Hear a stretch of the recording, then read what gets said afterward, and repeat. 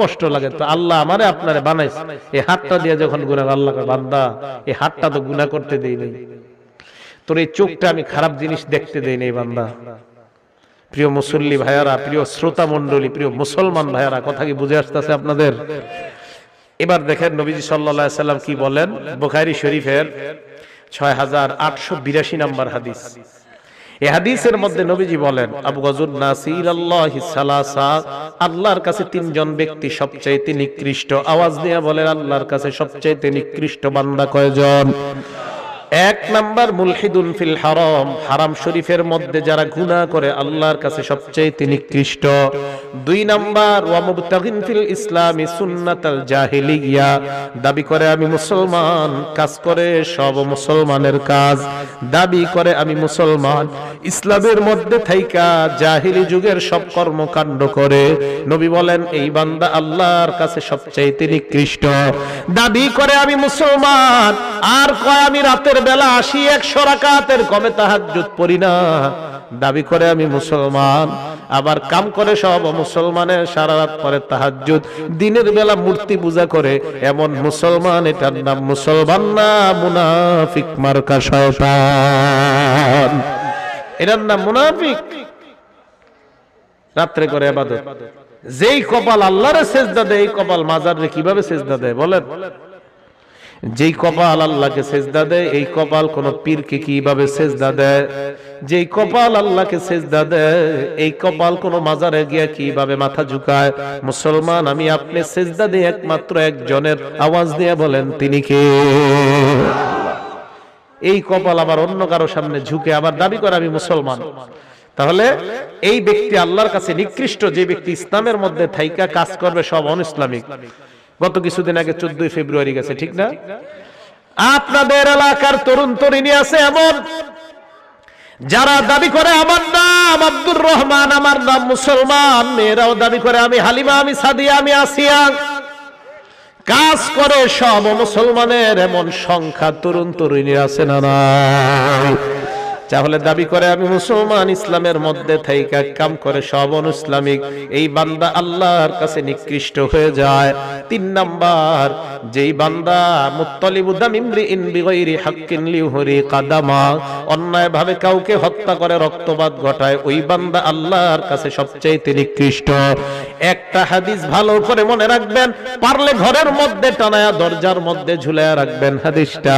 আল্লাহর নবী বলেন কিয়ামতের ময়দানে সব আমলনামাগুলো আল্লাহর সামনে যাবে।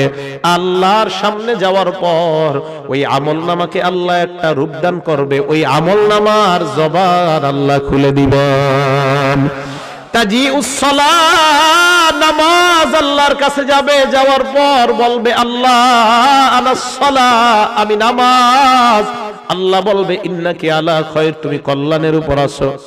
প্লিজ মেহেরবানি করে হাদিসটা শুনেন কি কয়। নামাজ যাবে, একটা কথা বলবে নামাজ, আল্লাহ আমি নামাজ। আল্লাহ জবাব দিবে একটা, তুমি কল্যাণের উপর আছো, শেষ। এবার যাবে সদকা, সদকা গিয়ে বলবে ইয়া রব্বি আনা সদকা, আমি সদকা। আল্লাহ বলবে ইন্নাকি আলা খায়র, তুমি কল্যাণের উপর আছো। সদকাও কথা বলবে একটা, আল্লাহ জবাব দিবে একটা। ওয়া ইয়াজিউস সিয়াম, রোজা গিয়ে বলবে আনা সিয়াম, ইয়া রব্বি আমি রব, আমি হলাম রোজা। আল্লাহ বলবে ইন্নাকা আলা খায়র, তুমি কল্যাণের উপর আছো। রোজাও বললেন এক কথা, আল্লাহ জবাব দিলেন একটা। হাজার হাজার অন্যান্য আমলগুলা আল্লাহর সামনে গিয়ে বলবে আল্লাহ আমি অমুক আমল। আল্লাহ বলবে তুমি কল্যাণের উপর আছো, তুমি যাও। ওয়াজিউল ইসলাম, আল্লাহর নবী বলে ইসলাম আসবে, আসার পর আল্লাহর সামনে গিয়ে কথা বলবে দুইটা। কয়টা? আগের গুলা মন দিয়ে শুনে।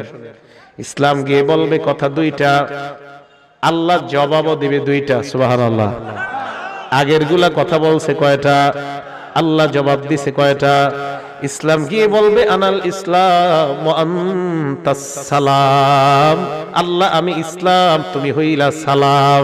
আল্লাহ বলবে হ্যাঁ তোমাকেই তো খুঁজতেছিলাম। আখযুবিকা, এক নাম্বার জবাব আল্লাহ, আমি তোমার কারণে কাউকে কাউকে আজকে ঘেডিরা ধরবো, পাকড়াও করব, জাহান্নামে নিক্ষেপ করব। বলেন নাউজুবিল্লাহ। দুই নাম্বার জবাব অতি বিকা, আবার তোমার কারণে অসংখ্য অগণিত বান্দা আমি আল্লাহ যাদেরকে জান্নাতের মেহমান বানায় দিব। এই হাদিসের মাধ্যমে নবী বুঝায় নামাজ পড়বে, রোজা রাখবে, যাকাত আদায় করবে, সব করবে, কিন্তু লোকটার মধ্যে ইসলাম নাই। কি নাই? কি নাই? কারণ নামাজও পড়ে আবার শিরিকও করে। ওলামায়ে কেরাম, বর্তমান বাংলাদেশের ওলামারা এই জন্য অন্তর সিরা জনগণকে বুঝাইতে চায়, ও ভাই আপনি ইবাদত বন্দেগী সব করেন, কিন্তু যদি শিরিক করেন তো আপনার সব শেষ। আমাদের দেশে এখন শিরিক নিয়ে খুব রমরমা কাহিনী চলতেছে না, এই যে শিরিক, মূর্তি টুর্তি ইত্যাদি নিয়ে। এই জন্য আলেমরা বুঝাইতেছে যে শিরিক করলে তো আপনার সব গেল। তাহলে ইসলাম যাওয়ার পরে আল্লাহরে বলবে দুইটা, আল্লাহ জবাবও দিবি কয়টা? আল্লাহ আমি ইসলাম, আপনি সালাম। আল্লাহ কয় তোমার কারণে এক দলের ধর্ম জাহান্নামে ফালামু, আরেক দলকে আমি আল্লাহ জান্নাতের মেহমান বানায় দিব। এই জন্য ইসলাম থেকে মুসলমান ইউসুফ নবী আল্লাহরে বলছে তাওয়াফানি মুসলিমা, আল্লাহ তুমি আমাকে মুসলমান অবস্থায় মৃত্যু দিয়ে দাও, আল্লাহ তুমি আমাকে মুসলমান অবস্থায় মৃত্যু দাও। ইউসুফ নবী আল্লাহকে এই কথা কেন বললেন? আল্লাহর কাছে আমরা দোয়া করি, আল্লাহ আমি সহ এই ত্রিশালের যারা এই জায়গায় আসছে সকলকে তুমি মুসলমান পরিচয়ে মৃত্যু দিয়ে দাও। গুনাহ করার 3 নাম্বার ক্ষতি, তুহরামুত তাআ, ইবাদত থেকে বঞ্চিত হয় বান্দা। কি থেকে? ইবাদত। গুনাহ করতে করতে আর আল্লাহর ইবাদত করতে পারে না। ইবাদত, ভাই নামাজ ধরেন, কয় কালকে। ভাই নামাজ শুরু করেন না, কালকে। আরে ভাই নামাজ শুরু করেন, কয় কালকে। আসেনি? তুহরামুত তাআ, গুনাহ করতে করতে ইবাদত থেকে বঞ্চিত হয়ে যায় আর ইবাদত করে না। এই বাজারের ভাইয়ারাও ভালো করে শুনেন, মাইকের আওয়াজ যত দূরে যায় সবাই শুনেন। গুনাহ করতে করতে আমাদের মানসিকতা এমন হয়ে যায়, ইবাদতের কথা বললেই কয় আগামীকাল, আগামীকাল, পরে পরে, কারণ গুনাহ করতে করতে ইবাদত থেকে বঞ্চিত হয়ে যায়। এক বান্দা হাসান বসরিকে গিয়ে বলেন, ও হাসান বসরি, আয়ানি কিয়ামুল লাইল, রাতে ফজরের নামাজটা পড়তে পারি না। এই জাতীয় অভিযোগকারীর সংখ্যা এলাকায় আছে। কোন নামাজ আছে না? হুজুর 4 রাকাত 4 ওয়াক্ত পড়ি, ফজরটা পড়ি না। হাসান বসরি কয় কত কাইয়াদাতকা খতায়া, তোমার গুনাহ তোমারে আটকায় রাখে, তাই ফজর তুমি পড়তে পারো না। 4 নাম্বার, বাংলাটা মনে রাখবেন, 4 নাম্বার, তাজরাউল মাআসি আমসালাহা ওয়া ইউলিদু বাদুহা বাদা। এক গুনাহ আরেকটা গুনার বীজ বপন করে, ওই বীজ থেকে আরেকটা গুনার জন্ম হয়। আবার এক গুনাহ আরেক গুনার বীজ বপন করে, ওই বীজ থেকে আরেকটা গুনাহের জন্ম হয়। উলামায়ে কেরামের একটা কথা স্বর্ণাক্ষরে ঘরে লিখে রাখবেন, আলেমরা বলেন ইন্না মিন উকুবাতিস সাইয়্যা আস-সাইয়্যাতু বাদাহা, বলেন আমার সাথে গুনাহের সবচাইতে বড় শাস্তি, বলেন গুনাহের সবচাইতে বড় শাস্তি, বলেন গুনাহের সবচাইতে বড় শাস্তি এক গুনার পর আরেকটা গুনাহ করা। গুনাহের সবচাইতে বড় শাস্তি হলো এক গুনার পর আরেকটা গুনাহ করা। এবার বিপরীতে দেখেন, ওয়া ইন্না মিন সাওয়াবিল হাসানাতি আল হাসানাতু বাদাহা, নেকির কাজের সবচেয়ে বড় ফলাফল একটা নেক কাজ করার পর আরেকটা নেক আমলের সুযোগ আল্লাহ দিয়ে দেওয়া। এশার নামাজ আজকে যারা আদায় করলেন, এই নেক কাজ করার পর যারা আপনারা মাহফিলে আসলেন, এটা আপনাদের জন্য সৌভাগ্যের বিষয়। এই এশার নামাজের সবচেয়ে বড় ফলাফল হলো আপনাদের জন্য এশার নামাজের পর আরেকটা নেক কাজের মধ্যে আল্লাহ আপনাদেরকে জুড়িয়ে দিয়েছেন। মনে রাখবেন, ভালো কাজ করার পর আরেকটা ভালো কাজে সম্পৃক্ত হওয়া, এটা হলো ভালো কাজের সবচেয়ে বড় ফলাফল। আর খারাপ কাজের সবচেয়ে বড় শাস্তি হলো এক গুনার পর আরেকটা গুনাহের মধ্যে লিপ্ত হয়ে যাওয়া। আর কতক্ষণ ইউটিউব দেখবি? আয় আয় আম্মা আইতাছি, আরেকটু বাকি আছে, আরে আয় আরেকটু বাকি আছে। কি করস? What are you doing now? I am watching series. কি করস? আম্মা সিরিজ দেখতেছি। কি দে? সিরিজ। আর যুবক যুবতীরা ফেসবুক চালায়, নাম দেয় এফবি। ফেসবুকের পুরা নাম কি দিছে? সব শর্টে এফবি। গার্লফ্রেন্ডের নাম জিএফ, বয়ফ্রেন্ডের নাম বিএফ। রাত 12টার পর প্রশ্ন করবেন, what are you doing now? কি করছো? কয় আমি scrolling FB. another else I am chatting with my various friends from various countries, বিভিন্ন দেশের বিভিন্ন বন্ধুদের সাথে চ্যাটিং করছি। হুজুর আপনি কি এত কিছু জানেন কেমনে? আমি তো মাওলানা দেখতাছেন, আমি জেনারেল লাইনে অনার্স 3rd ইয়ার পর্যন্ত পড়ুয়া, বুঝে আসছে কিছু? সবই জানি। কি বুঝে আসলো? কিছুই বুঝেন নাই। এখন এই যে অবস্থা, আমার আব্বা আলেম না, আমার আব্বা উজানি পীর সাহেব রহমতুল্লাহি আলাই আল্লাহর ওলির সাথে সম্পর্ক রাখতেন। এই সূত্রে আমার আব্বা আমাদের ভাইদেরকে মাদ্রাসার লাইনে পড়াশোনা করেছে। আমার ছোট ভাই মাওলানা হাফেজ, মাওলানা মুফতি মাদ্রাসায় পড়ায়, তিনো ভাই আমরা হাফেজ আলহামদুলিল্লাহ। তো আসলে এই লাইনের না, আমরা আমাদের ফ্যামিলি পরিবার সবাই অন্য লাইনেই ছিল। আমাদের কুমিল্লাতে বেশি জেনারেল শিক্ষার হার ছিল প্রায় 95%। এখন আস্তে আস্তে আস্তে আস্তে এই লাইনে ঢুকতেছে, মানুষ পড়াশোনা করতেছে। যাই হোক, যে কথাটা বলতেছিলাম, দেখেন গুনাহ করতে করতে জিজ্ঞাসা করে আরেকটু বাকি আছে, আরেকটু বাকি আছে, আরেকটু বাকি আছে। দেখেন এই কথাগুলা বলার কারণ কি? এটা বলার কারণে আপনার সন্তানকে ইলেকট্রনিক্স মিডিয়া থেকে দূরে রাখেন। যে জাপান আপনার ছেলের হাতে মেয়ের হাতে মোবাইল তুলে দিচ্ছে, ওরা 18 বছরের আগে সন্তানকে মোবাইল দেয় না, আপনি কেন দিচ্ছেন? হুজুর এটা ছাড়া তো পড়াশোনা হয় না, এই যুগে ডিজিটাল পদ্ধতি, পড়াশোনার যে কি অবস্থা আর কি বলবেন। এই যুগে কি আবার পড়াশোনা করে পাশ করা লাগে? আমি তো এটা বলি নাই। আল্লাহ আমাদেরকে হেফাজত করেন। ভাই এই শব্দটা মনে রাখেন, বিবি সন্তান সবাই শিখিয়ে দিবেন যে গুনাহের সবচাইতে বড় শাস্তি এক গুনার পর আরেক গুনাহ করা, নেকির কাজের সবচাইতে বড় ফলাফল এক ভালো কাজ করার পর আল্লাহ তোমারে আরেকটা ভালো কাজে লাগায় দেওয়া। ঠিক আছে না? আল্লাহর কাছে আজকে থেকে দোয়া করব, আল্লাহ 24টা ঘন্টা এক একটা নেক আমলের পর আরেকটা নেক আমল যেন করতে পারি, আল্লাহ তুমি তৌফিক দিয়ে দাও। গুনাহের 5 নাম্বার ক্ষতি হাওয়ানুল আব্দিল আসি আলাল্লাহ। আহারে বান্দা গুনাহ করতে করতে এক পর্যায়ে আল্লাহর দরবারে নিকৃষ্ট বলে বিবেচিত হয়ে যায়। মক্কা বিজয়ের দিন আল্লাহর নবী ভাষণ দিলেন, ইন্নাল্লাহা ক্বাদ আযহাবা আনকুম উবিয়াতাল জাহিলিয়া।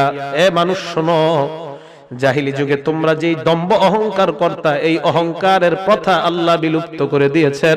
ওয়া তাআযুমাহা বিআবাইহা, বাপ দাদা নিয়ে গর্ব করতা, এই গর্ব করার দিন শেষ। মক্কার বেঈমানরা গর্ব করে বলতো, আমার বাপ দাদা গত 50 বছর মূর্তি পূজা করছে, আমরা করলে সমস্যা কোথায়? আল্লাহর নবী কয়, এই জাতীয় অহংকার গর্ব আর করবা না, এই গর্বের কথা আল্লাহ বিলুপ্ত করে দিয়েছেন।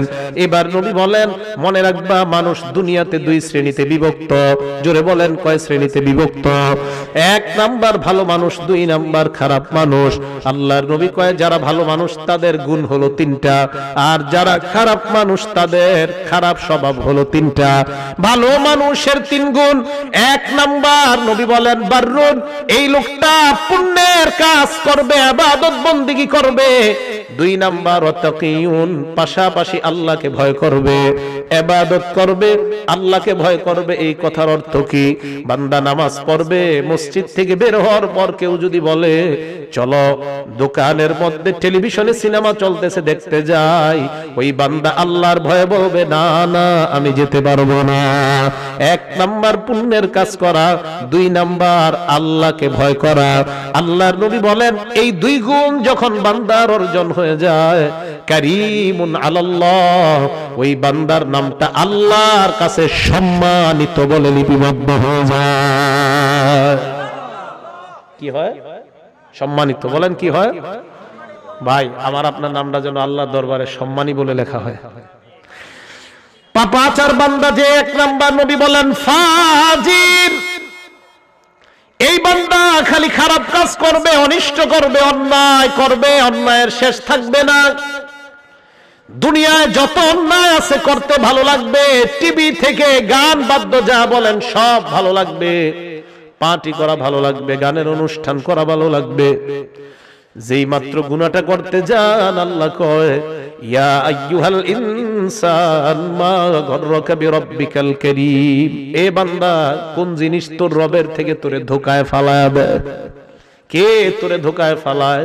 ভালো করে মনে রাখবেন, নবী বলেন ইন্নাল আবদা ইজা আখতা খতিআ, বান্দা যখন গুনাহ করে নুকিতাত ফি কলবিহি নুকতাতান সাউদা, অন্তরের মধ্যে কালো একটা দাগ পড়ে যায়। বান্দা যখন গুনাহ করে অন্তরের মধ্যে কালো দাগ পড়ে যায়, আল্লাহর নবী বলেন ফাইদা হুয়া নাযাআ ওয়াস্তাগফারা ওয়া তাবা, বান্দা যখন গুনাহ থেকে ফিরে আসে, তওবা করে আর ইস্তেগফার করে, সুকিলা কলবুহু, তার অন্তর আল্লাহ আবার সাদা স্বচ্ছ বানাবে। এবার আল্লাহর নবী বলেন ওয়াইন আদা, বান্দা যদি একই গুনাহ বারবার করতে থাকে, এক গুনাহ বারবার করে, জিদা গুনাহ বাড়তে বাড়তে হাত্তা তালু কলবা, ওই কালো দাগ এক পর্যায়ে তার কলবের উপর পর্দা ফালায়া দেয়, কালো পর্দা। নবী বলেন এটাকে রন বলা হয়। রন বলেন কি বলা হয়?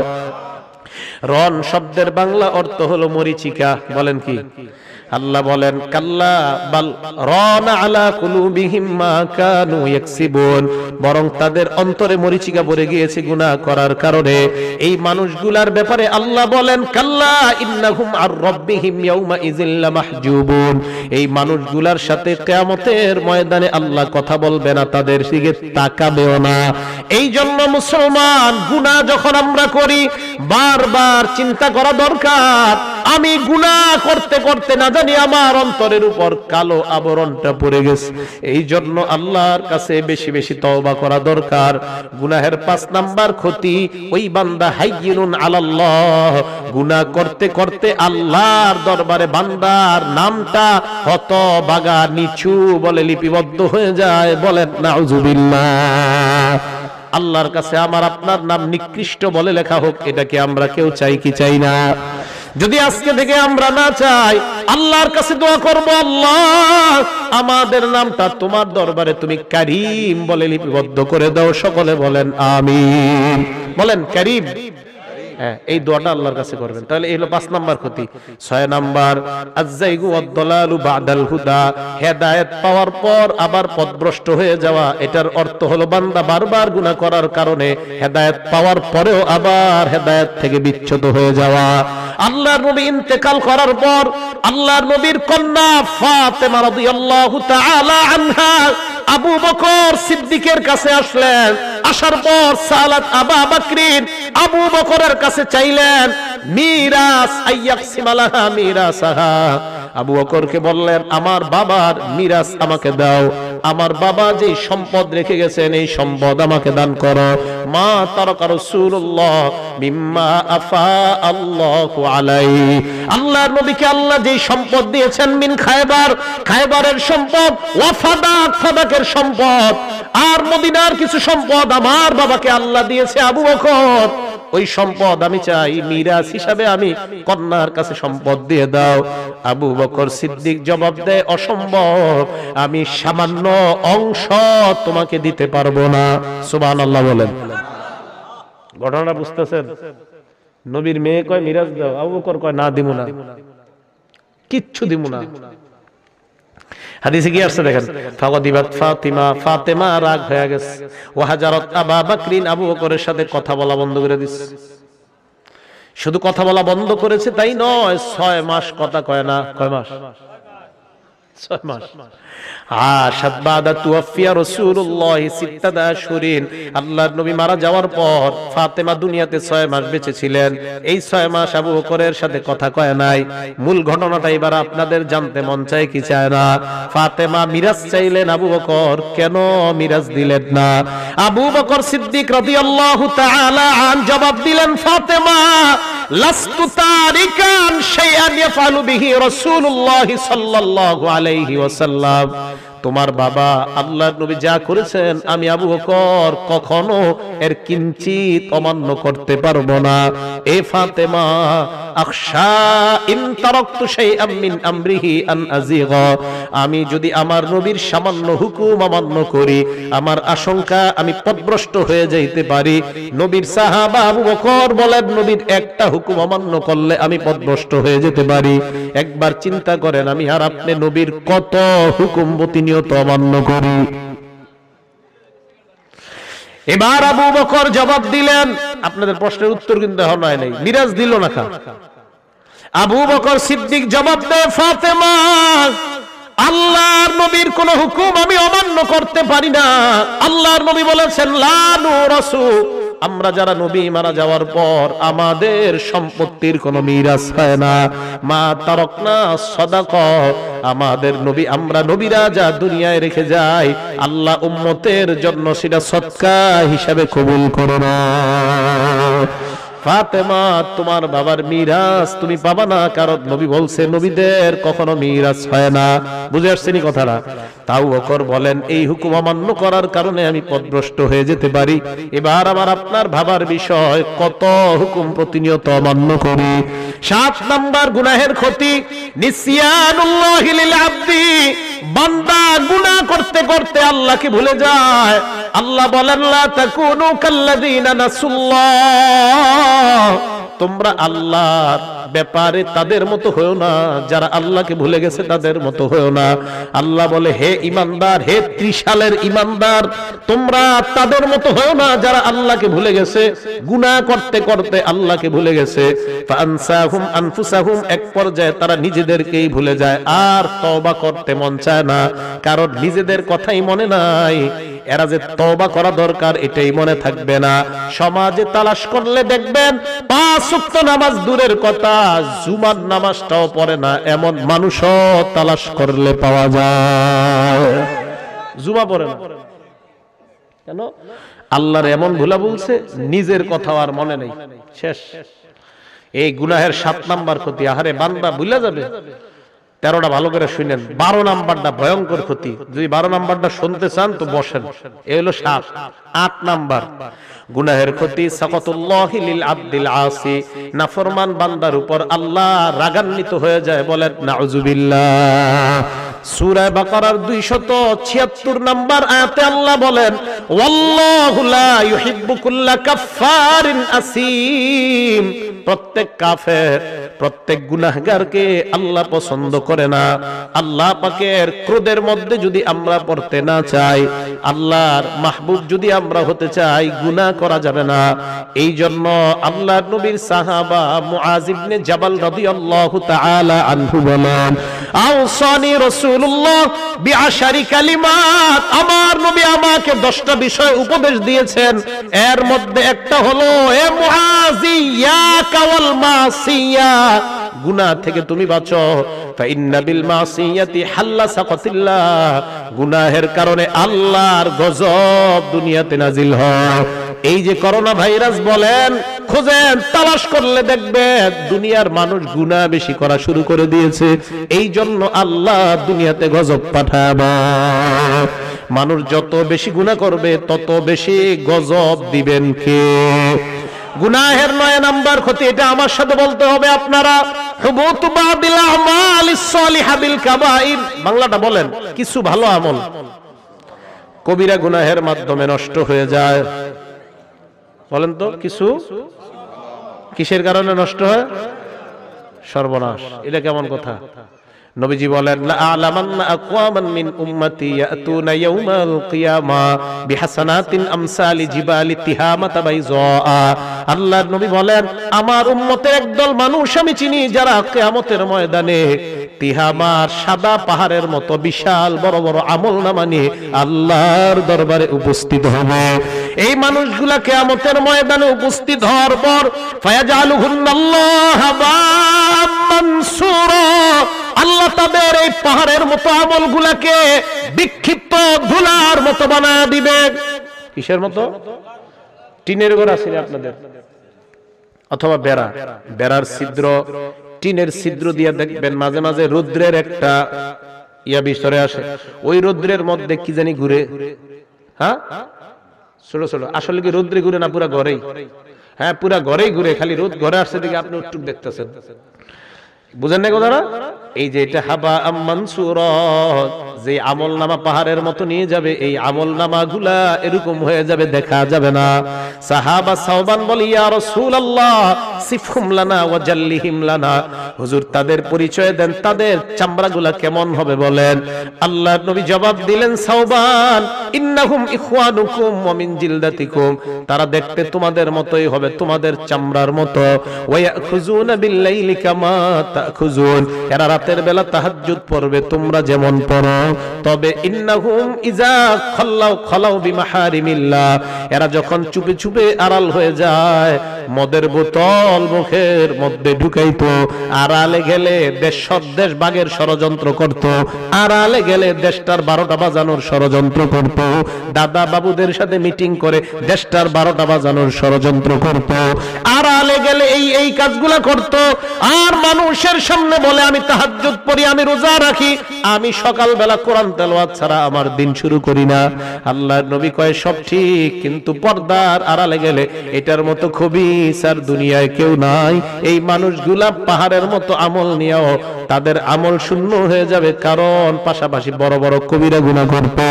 এই জন্য কিছু কিছু আমল কবিরা গুনাহের মাধ্যমে বরবাদ হয়ে যায়।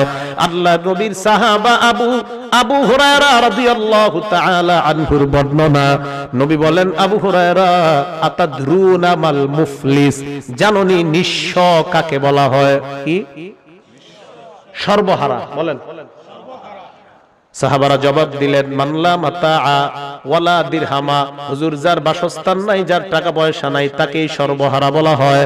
আল্লাহর নবী কয় না, ইন্নাল মুফলিসা মিন উম্মতি, আমার উম্মতের সর্বহারা ওই বান্দা, ইয়াতি ইয়াউমাল কিয়ামাতি বিসসালাত, কিয়ামতের ময়দানে সালাত নিয়ে উপস্থিত হবে, ওয়া সিয়ামিন, রোজা নিয়ে উপস্থিত হবে, ওয়া যাকাতিন, যাকাত নিয়ে উপস্থিত হবে।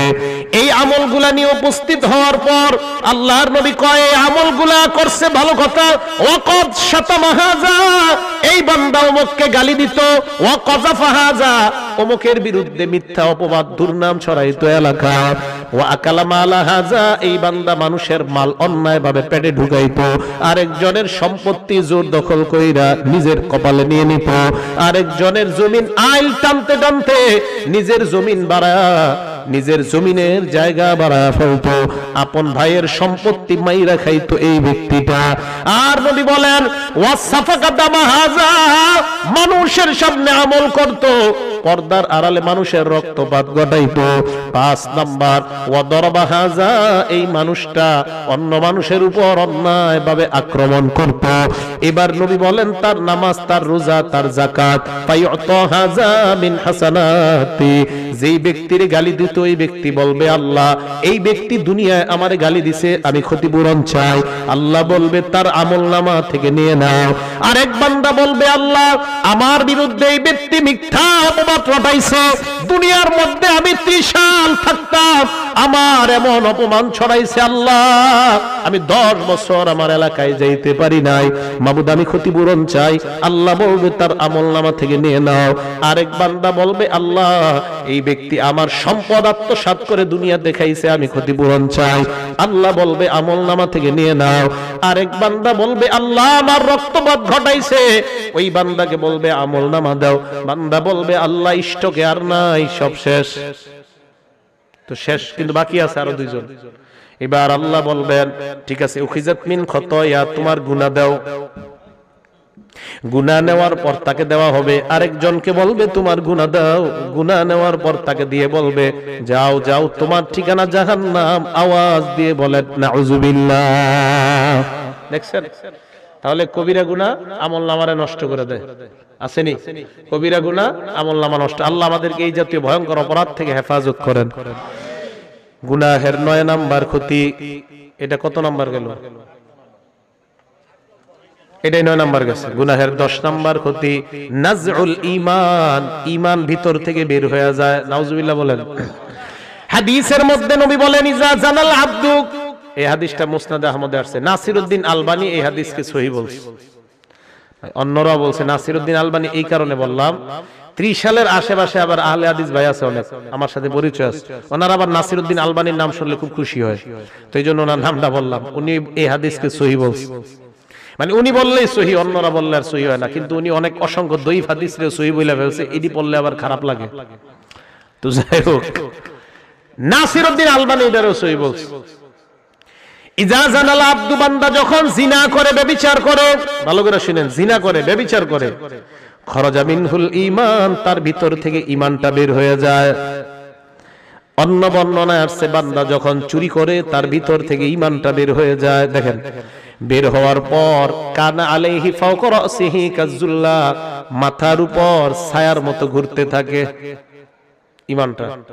ব্যভিচার চলতেছে, ফাইজান কত ব্যভিচার যখন শেষ হয়, চুরি যখন শেষ হয়, রাজা ইলাইহিল ঈমান, ঈমান আবার তার কাছে ফিরে আসে। এবার একটু প্রশ্ন করেন, আমি গুনাহ করার সময়, বড় অপরাধটা করার সময় ঈমানটা বের হওয়ার পর ওই অপরাধ অবস্থায় যদি মারা যায়, ঈমান তো আর ফিরে আসলো না। হ্যাঁ, ওই অপরাধের সময় মারা গেলে ঈমান তো উপরে ফিরে আসলো না। আল্লাহ আমাদেরকে হেফাজত করেন। 11 নাম্বার গুনাহের ধর্মীয় ক্ষতি, আদামু ইজাবাতিদ দাওয়া, দোয়া কবুল হয় না। কি কবুল হয় না? হুজুরের কাছে খালি পানি পড়া নিতে হয়, হুজুর পানি পড়া দেন, কি হইছে? কয় দোকানে বরকত নাই। তো হুজুর 3 বার কুল হল্লা পুরা পানি পড়া দিস, দোকানে নিয়ে ছিটাইছে, না বরকত হয় না।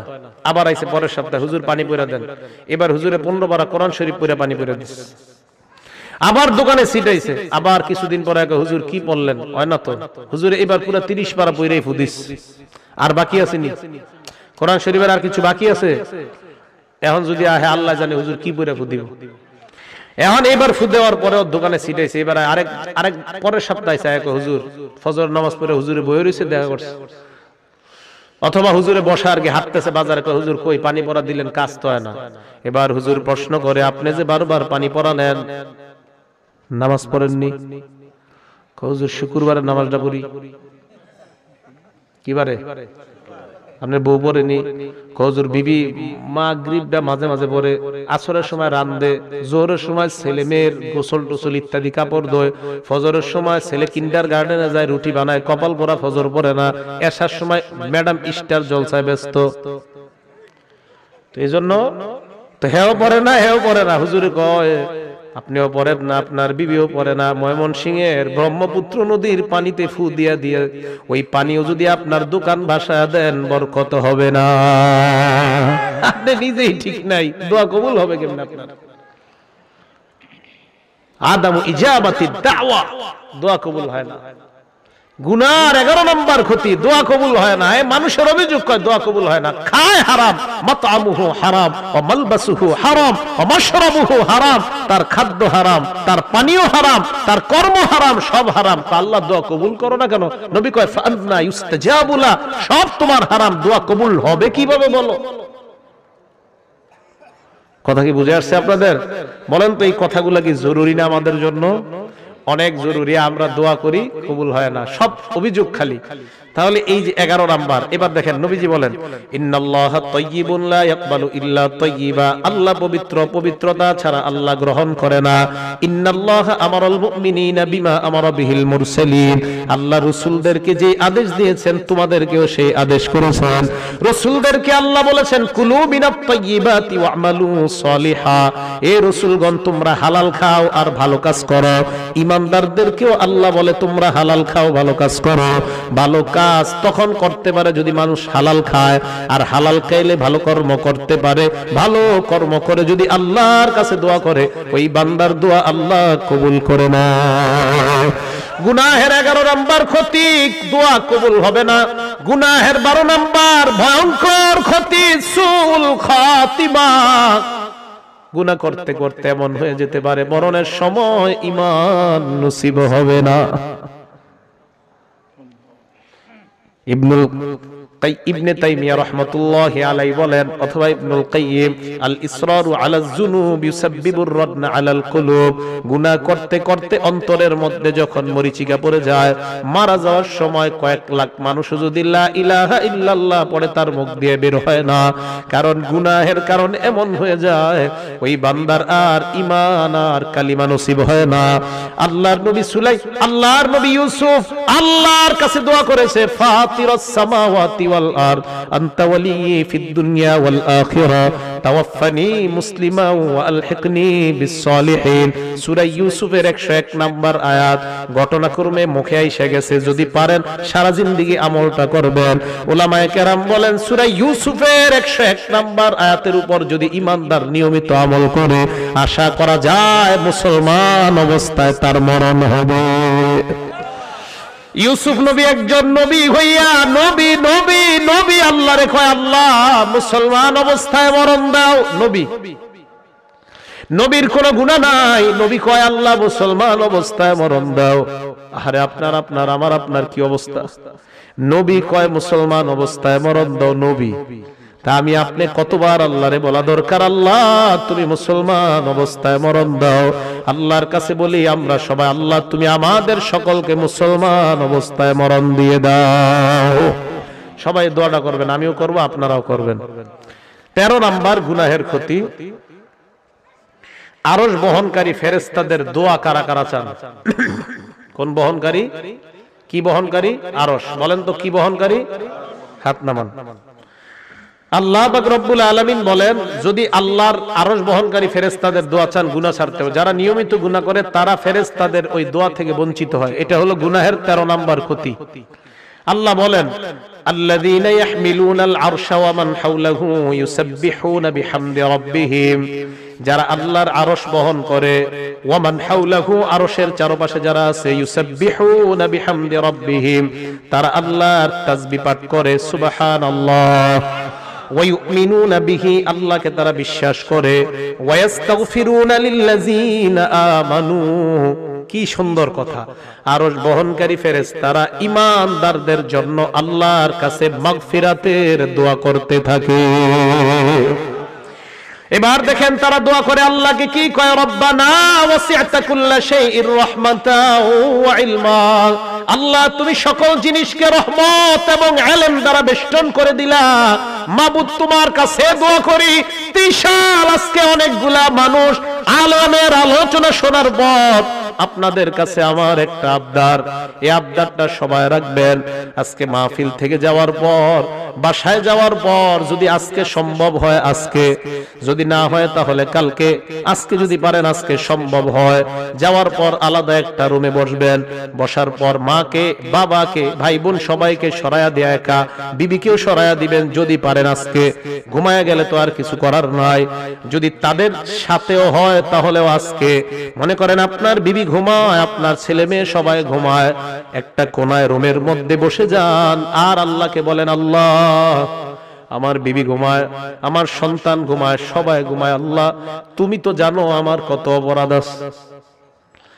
উলামায়ে কেরাম বলেন এই যে আল্লাহর এইভাবে বলবেন। আর যদি আলাদা রুম পারেন তার ভালো, আলাদা রুমে আপনি ছাড়া কেউ থাকবে না, হালকা একটু আলো রাখবেন। উলামায়ে কেরাম বলেন এই আলোতে আপনি তখন একদম ধ্যান করবেন, 2-3 মিনিট এইভাবে নিচের দিকে থেকে আল্লাহকে ধ্যান করে আল্লাহকে বলবেন আল্লাহ তুমি তাকায় দেখো আমার বিবি বাল বাচ্চা রুমে কেউ নাই, আল্লাহ আমি একা একজন অপরাধী বান্দা, আব্দুকাল আসি কদ আতাকা, আমি অপরাধী বান্দা তোমার কাছে আসলাম, মুকিররান লিযুনুবি কদ দাআকা, আমি আমার গুনাহ স্বীকার করে তোমারে ডাকতেছি আল্লাহ।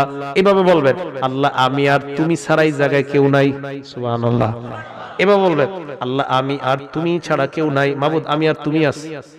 উলামায়ে কেরাম বলেন এইভাবে আল্লাহরে যদি আপনি এইভাবে বলেন আল্লাহ আমি আর তুমি ছাড়া কেউ নাই, মাবুদ তুমি তো জানো আমি কি কি অপরাধগুলা করছি, আজকে থেকে মাবুদ আমি নিয়ত করলাম আমি আর এই গুনাহগুলা করব না, আল্লাহ তুমি আমাকে মাফ করে দাও। উলামারা বলেন 100% আশা করা যায় আল্লাহ তাকে ক্ষমা করে দিবেন। এই আমলটা করবেন না আপনারা?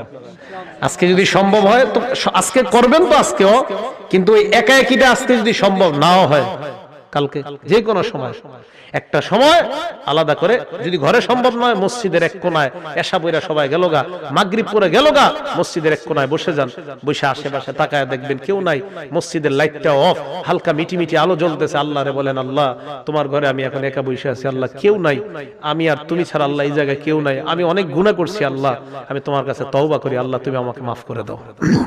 এই কথাটা বলার পর ফেরেশতারা, ওই যে আরশ বহনকারী ফেরেশতারা দেখেন কি কয়, ফাউফির লিল্লাযিনা তাবু, আল্লাহ আমরা তোমার কাছে দোয়া করি। ফেরেশতারা কয় আরশ বহনকারী এ মাবুদ যারা তওবা করলো তুমি তাদেরকে সকলকে মাফ করে দাও। এবার কি বলে দেখে, ওয়াকিহিম আযাবাল জাহিম, আল্লাহ তোমার বান্দা তো তওবা করছে আর গুনাহ করবে না, তাই তোমার কাছে দ্বিতীয় দোয়াটাও করি। আরশের বহনকারীরা কয়, আল্লাহ কয় কি দোয়া? কয় মাবুদ তাদেরকে তুমি জাহান্নামের আযাব থেকেও বাঁচায়া দাও, হেফাজত করে নাও। আল্লাহ 3 নাম্বার দোয়াটাও করি। কয় কি দোয়া? এবার ফেরেশতারা কয় রব্বানা ওয়া আদখিলহুম জান্নাতি আদনিন, আল্লাহ তুমি তোমার চিরস্থায়ী বসবাসের জান্নাতে তাদেরকে প্রবেশ করায়া দাও। আর কি চান কোন? এই কথা আরশ বহনকারী ফেরেশতারা কয়। এই কথা বলার পর এবার ফেরেশতারা কয় আল্লাহ চতুর্থ আরেকটা কথা। কয় কি? কয় ওয়াকিহিমুস সাইয়্যাত, যত খারাপি আছে তওবাকারী বান্দাদেরকে সমস্ত খারাপি থেকে তুমি বাঁচায় দাও। তাহলে ফেরেশতাদের এই দোয়াটা আমরা সবাই চাই কি চাই না? তাহলে গুনাহের কয়টা ক্ষতি? 13টা। গুনাহের কয়টা ক্ষতি? আর প্রথমে বলছিলাম ভালো কাজের উপকার 5টা, খারাপ কাজের ক্ষতি 5টা, আর গুনাহের ক্ষতি ধর্মীয় ভাবে 13টা। এই 13 নাম্বার যে ক্ষতিটা, ফেরেশতাদের দোয়া থেকে বারবার গুনাহ করতে করতে ওই বান্দারা আর ফেরেশতাদের দোয়ার ভাগীদার হয় না। আর যেই বান্দা নতুন করে আল্লাহর তওবা করে, এই তওবাকারী বান্দাদের জন্য আল্লাহর কাছে ফেরেশতারা 1টা 2টা না 4টা দোয়া করে। হ্যাঁ, 4টা না? 1 নাম্বার আল্লাহ তাদেরকে মাফ করো, 2 নাম্বার জাহান্নামের আযাব থেকে বাঁচাও, 3 নাম্বার চিরস্থায়ী জান্নাত দাও, 4 নাম্বারে আল্লাহ সর্বোপরি জাহান্নাম টাহান্নাম বুঝিনা যত খারাপি আছে সব খারাপের দিকে তাকে হেফাজত করো। আল্লাহ আমাদের সকলকে এই কথাগুলোর উপর যেন আমরা আমল করতে পারি, গুনাহ মুক্তভাবে জিন্দেগি যাপন করে ঈমান নিয়ে যেন কবরে যাইতে পারি, আল্লাহ তৌফিক দান করেন। আমিন। ওয়া আখিরু দাওয়ানা আলহামদুলিল্লাহি রাব্বিল আলামিন ওয়াল আকিবাতু লিল মুত্তাকিন ওয়াস সালাতু ওয়াস সালামু আলা সাইয়্যিদিল আমবিয়া ওয়াল মুরসালিন ওয়া আলা আলিহি ওয়া আসহাবিহি আজমাইন। ربنا ظلمنا أنفسنا وإن لم تغفر لنا وترحمنا لنكونن من الخاسرين رب ارحمهما كما ربياني صغيرا رب ارحمهما كما ربياني صغيرا মাবুদ মেহেরবান মাওলা, মধ্যরাত পর্যন্ত কোরআনের আলোচনা শুনলাম, হাদিসের আলোচনা শুনলাম। আল্লাহ আমি গুনাহগার, আপনার অনেক প্রিয় বান্দাদের সামনে আলোচনা করলাম। এক হাদিসের মধ্যে পড়ছি এলাকায় এমন বান্দা আছে যে এই বান্দারা গোনার মধ্যে পড়ে না, কিন্তু ওই বান্দা আল্লাহর কাছে অনেক প্রিয়, মানুষ বুঝতে পারে না। আল্লাহ গুনাহ করতে করতে অন্তরের মধ্যে কালো দাগ পড়ে গেছে। আল্লাহ আপনার কাছে আমরা তওবা করি, আল্লাহ মেহেরবানি করে আমাদের ওই কালো দাগটা মুছে দিয়ে আমাদের দিল আপনি সাদা বানান।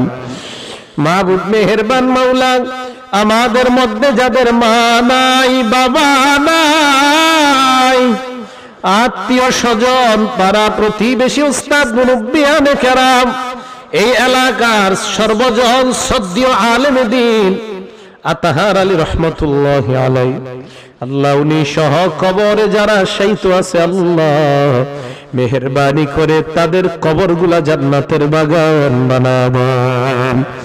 মাবুদ মেহেরবান মাওলা, কোরআনের মধ্যে পড়ছি ওয়ামতাজুল ইয়াউমা আইয়ুহাল মুজরিমুন, কিয়ামতের মাঠে আপনি বলবেন অপরাধীর দল তোরা আলাদা হয়ে যা।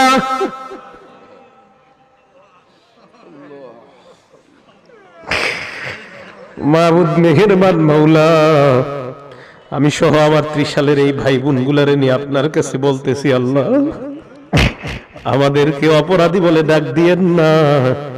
আপনি না আমাদেরকে আজকে মায়া করে মাহফিলে আনছেন, আল্লাহ এইভাবে মায়া করে আমাদেরকে আপনার রহমতের চাদর দ্বারা ঢেকে নেন। মাবুদ মেহেরবান মাওলা, ইউসুফ নবী এই তোমার কাছে দোয়া করছে, মুসলমান পরিচয় মৃত্যু চাইছে ইউসুফ নবী। আমি এই আয়াত যত পড়ি তত হয়রান হয়ে যায়। আল্লাহ নবীর কোন গুনাহ নাই, নবী কেন কয় আমার মুসলমান পরিচয় মরণ দাও? এর মানে মুসলমান পরিচয় মরাটা তো সহজ না। আপনার কাছে আমরা ফরিয়াদ জানাই আল্লাহ, আমাদের সব ভাই বোনদেরকে আপনি মুসলমান পরিচয়ে মরতে পারি তৌফিক দান করে দেন।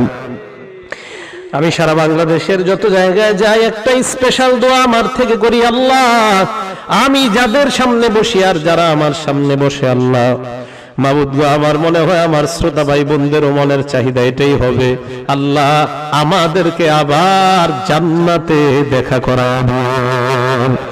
জান্নাতে দেখা হওয়ার পর যেন একে অপরকে চিনতে পারি, এই মানুষগুলা যেন বলতে পারে হুজুর আমাদের এলাকায় আপনি গিয়েছিলেন। সভাপতি সাহেব সহ আলেম উলামা ইমাম খতিব মুয়াজ্জিন মাদ্রাসার উস্তাদ ছাত্র সবাইকে যেন চিনতে পারি আল্লাহ। এলাকার মুরব্বী ছোট ভাই বড় ভাই যুবক ভাই সবার সাথে যেন পরিচয় হয়। ওই দিন অনেক আনন্দ হবে, একজন অপরজনকে চিনতে পারলে জান্নাতের মধ্যে নিশ্চয়ই আনন্দের মাত্রাটা আরো বেড়ে যাবে। আল্লাহ মাবুদ গো, আপনি চাইলে সব সম্ভব। আল্লাহ আমার এই খায়েশটা আমি কত হাজার বার আপনাকে বলছি, এর হিসাব নাই। আল্লাহ আমার এই চাহিদাটা আপনি পূরণ করে দেন। আল্লাহ আল্লাহ আমাদেরকে আপনি জান্নাতে দেখা করায় দিয়েন। আল্লাহ আল্লাহ আল্লাহ আমাদেরকে আপনি জান্নাতে দেখা করায় দিয়েন। আল্লাহ আল্লাহ বাচ্চা মা বাবার কাছে যেইভাবে কান্দে, আল্লাহ আল্লাহ আপনি আমাদেরকে বানাইছেন, আল্লাহ আপনার কাছে আমরা ফরিয়াদ জানাই আমাদেরকে আবার জান্নাতে দেখা করায় দিয়েন। আল্লাহ আল্লাহ আমাদের এই আরজিটা আপনি কবুল করে দেন। আল্লাহ আমাদের এই আরজি আপনি কবুল করে দেন। আল্লাহ কত বড় আলেম উলামা ইমাম খতিব সাদা দাড়িওয়ালা কালা দাড়িওয়ালা কত জনকে নিয়ে হাত তুলছে, আল্লাহ যার হাতটা পছন্দ ওই হাতের সাথে আমাদের দোয়াগুলা কবুল করে নেন। আল্লাহ মা বোনদেরকে আয়েশা সিদ্দিকার মতো বানায়া দেন। মা বোনরা আর কত গুনাহ করবো বলে টেলিভিশনের রিমোট গুলা বাদ দেন, টেলিভিশন ঘর থেকে উঠান।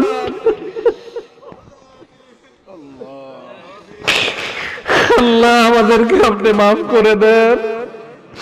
আল্লাহ আজকের সভাপতি সাহেব হযরত আমাদের কাছে দোয়া চেয়েছে, আল্লাহ আল্লাহ মা বোনদের জন্য আয়েশা সিদ্দিকা খাদিজাতুল কুবরার মতো যেন মা বোন বের হয়ে এলাকায় তৈরি হয়, এই জন্য একটা মাদ্রাসা করবে। আল্লাহ আল্লাহ আপনি এই মাদ্রাসাকে কবুল করে নেন।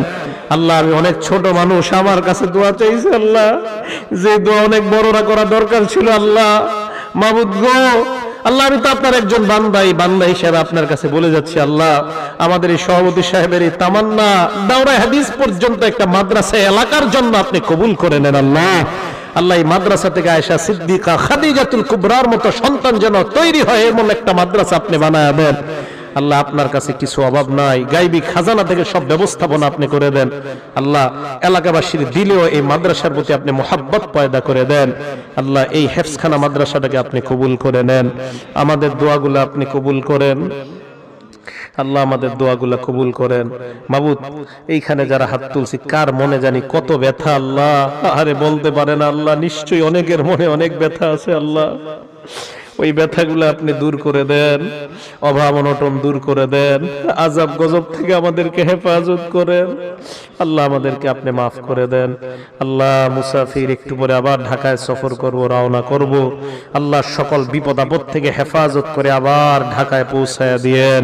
আল্লাহুম্মা সাল্লি ওয়া সাল্লিম ওয়া বারিক আলা মুহাম্মদ। সুবহান রাব্বিকা রাব্বিল ইজ্জাতি আম্মা ইয়াসিফুন ওয়া সালামুন আলাল মুরসালিন। আলহামদুলিল্লাহি